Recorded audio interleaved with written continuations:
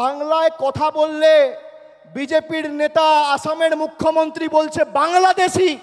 আজকে বলুন প্রায় 15 দিন হয়েছে এই বিজেপির নেতারা দিল্লির দায়িত্বে, দেশের দায়িত্বে, যারা দলের দায়িত্বে রয়েছে, প্রধানমন্ত্রী থেকে শুরু করে স্বরাষ্ট্রমন্ত্রী, বিজেপির সর্বভারতীয় সভাপতি, কি ব্যবস্থায় হিমন্ত বিশ্ব শর্মার এগেনস্টে নিয়েছে।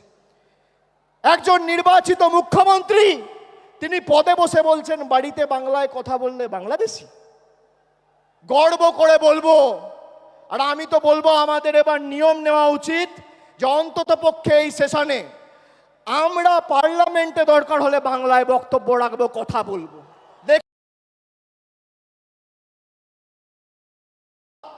বাংলার মানুষকে ডিটেনশন ক্যাম্পে নিয়ে যেতে চায়, এদেরকে 26-এর পর ডিটেনশন ক্যাম্পে আমরা নিয়ে যাব।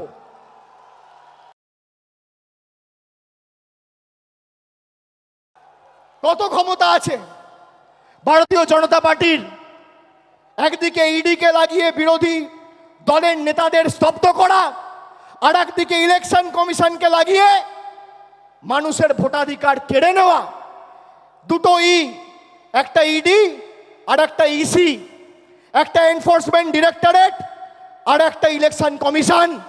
এই দুটো কে কাজে লাগিয়ে একদিকে বিরোধী নেতাদের জেলে ঢুকাচ্ছে, আর একদিকে বিরোধী দলের ভোটার বা ভারতবর্ষের নাগরিকদের ভোটাধিকার কেড়ে নিচ্ছে।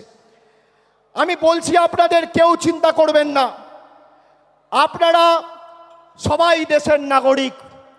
দেশের নাগরিকের ছাড়পত্র দেশের প্রধানমন্ত্রী আর ইলেকশন কমিশন দেবেন না। এই মাটি আমার, এই মাটি আপনার। যে কথায়, যে ভাষায় আপনি জন্মের পর কথা বলতে শিখেছেন, যে ভাষায় মা বলেছেন, যে ভাষায় বাবার সাথে কথা বলেছেন, যে ভাষায় আপনার প্রথম প্রেম ভালোবাসা, সেই ভাষাকে বিজেপি বৃদ্ধাঙ্গুষ্ঠ দেখিয়ে আমাদের অপমানিত করবে, আর আমরা বসে বসে সব মুখে কুলুপ বেঁধে বসে থাকবো।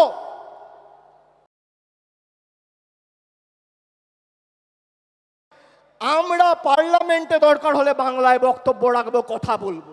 দেখি কার গায়ে জ্বালা। আগে দিনে যদি 10 বার বলতাম, এখন 500 বার বলবো।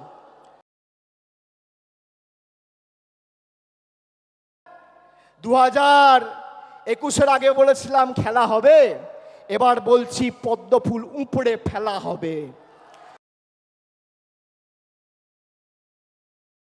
ইনকাম ট্যাক্স লাগিয়ে দুর্গা মণ্ডপগুলোকে অপমানিত করেছিলে, দুর্গাপুজো বন্ধ করতে চেয়েছিলে।